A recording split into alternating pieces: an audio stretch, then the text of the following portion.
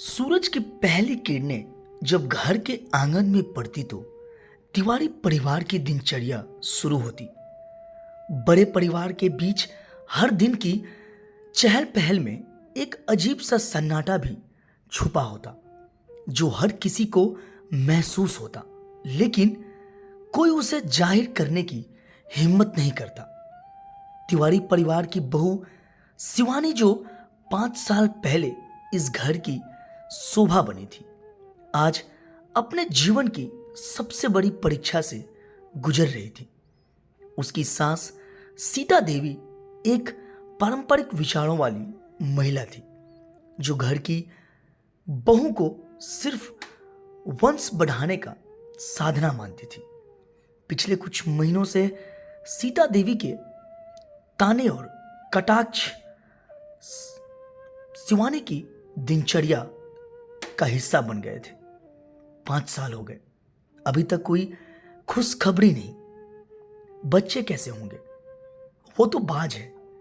सीता देवी अक्सर दूसरे के सामने ऐसा कहती और शिवानी का सिर शर्म से झुक जाता। हर बार शिवानी चुप रहती। वह जानती थी कि घर में बड़े बुजुर्ग की बात काटना ठीक नहीं, लेकिन अंदर ही अंदर उसकी आत्मा टूटती जा रही थी। उसके पति कैलाश उससे बहुत प्यार करते थे, लेकिन मां के सामने वे भी अक्सर खामोश हो जाते। शिवानी ने शादी के बाद अपनी जिंदगी को तिवारी परिवार के लिए समर्पित कर दिया था। घर के हर सदस्य की देखभाल करना, उनके पसंद नापसंद का ख्याल रखना, सब कुछ। लेकिन उसकी यह सारी मेहनत, उसका स्नेह, उसकी कुर्बानी सीता देवी की नजरों में कोई मायने नहीं रखती थी। सीता देवी का मानना था कि बहू का सबसे बड़ा धर्म है परिवार का वंश देना। शिवानी की कोख से बच्चा ना होने के कारण उसे हर पल तानों और कटाक्षों का सामना करना पड़ता था। एक दिन शिवानी के सब्र का बांध टूट गया। वह अपने कमरे में बैठकर रो रही थी कि कैलाश ने आकर उसे संभाला। शिवानी, मैं तुम्हारे साथ हूं, लेकिन मुझे समझ नहीं आता कि मां को कैसे समझाऊं। शिवानी ने कैलाश की ओर देखा और कहा, तुम कब तक चुप रहोगे कैलाश?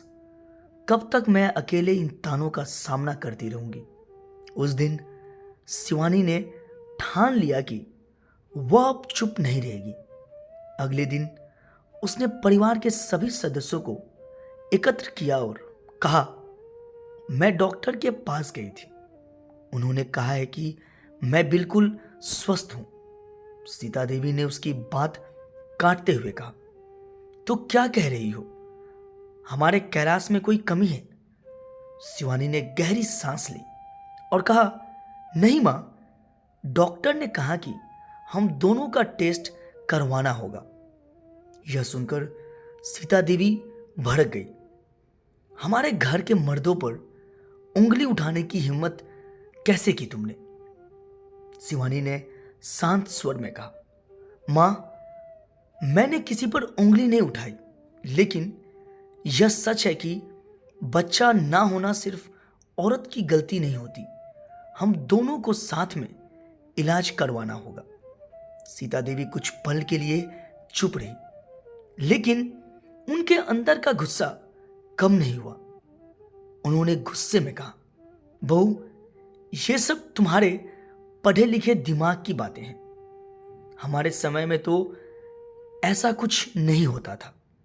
अगर कोई औरत मां नहीं बनती थी तो उसे बांझ ही कहा जाता था। शिवानी ने उनकी बात पर जवाब दिया, मां, समय बदल चुका है। हमें अपनी सोच बदलनी होगी। बाजपन का ठप्पा लगाना बंद करना होगा। यह ईश्वर की मर्जी है और हमें इसे समझने की जरूरत है। इस बहस के बाद शिवानी ने परिवार के सामने एक और सच उजागर किया। उसने कहा, मां, आपने मुझे बाज कहा, लेकिन क्या आपने कभी खुद का अतीत देखा? मुझे पता चला है कि आपने भी अपनी शादी के पहले 5 सालों में यही ताने सुने थे। सीता देवी की आंखों भर आई। वह यह बात कभी किसी को नहीं बताना चाहती थी। उन्होंने शिवानी की ओर देखा और कहा, तुम्हें यह सब कैसे पता चला?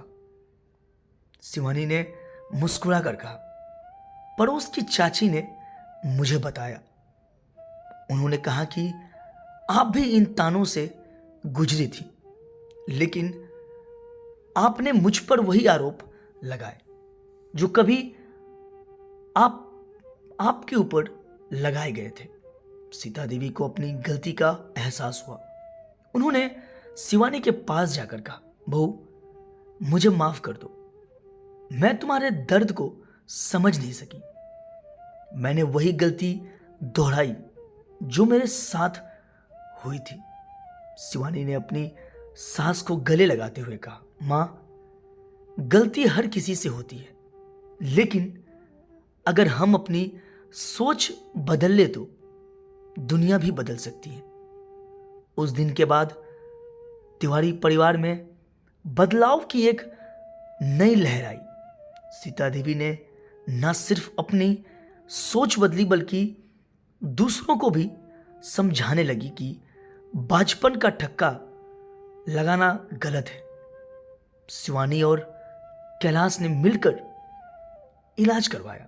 कुछ समय बाद उनके घर में एक नन्हा मेहमान आया जिसने परिवार की खुशियां को 4 चांद लगा दिए। सीता देवी ने अपनी बहू के साहस की तारीफ करते हुए कहा, शिवानी, तुमने मुझे मेरी ही गलती का एहसास दिलाया। अब मैं हर महिला से कहूंगी कि वह अपनी आवाज उठाए और इस अन्याय के खिलाफ खड़ी हो।